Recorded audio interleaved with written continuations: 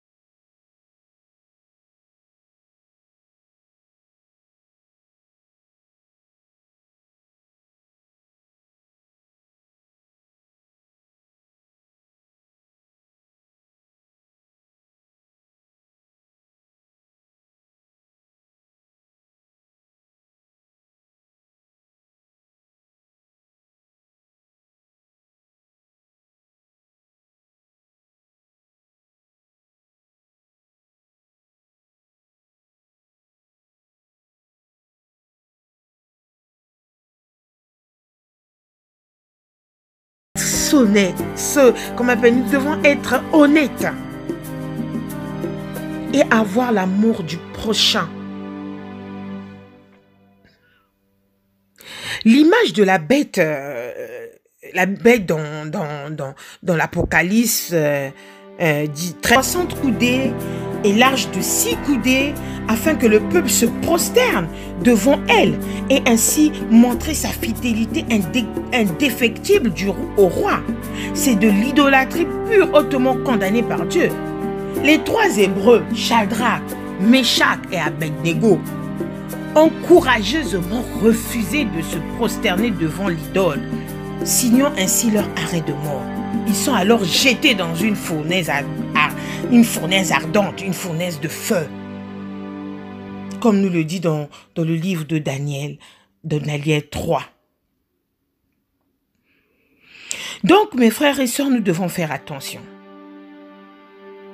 L'Antichrist est là. Le nombre 666, retenons-le, est associé aux hommes imparfaits. Le nombre 666 est associé au péché.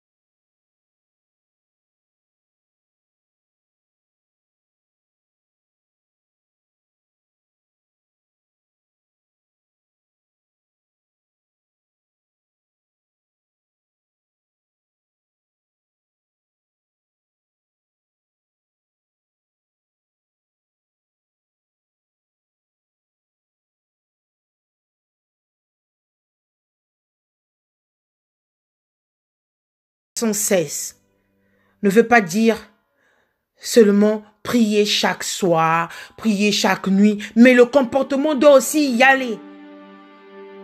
Parce que l'Antichrist est là et il a commencé son œuvre, il commence à marquer la bête. Nous voyons par exemple en Chine, ceux qui connaissent la Chine, il y a la technologie. Juste seulement à travers une caméra, on peut te filmer. On connaît déjà qui tu es. On connaît tout sur toi. C'est l'Antichrist qui commande. Il y a longtemps qu'il est là. Et maintenant, il va aller dans tout le monde entier.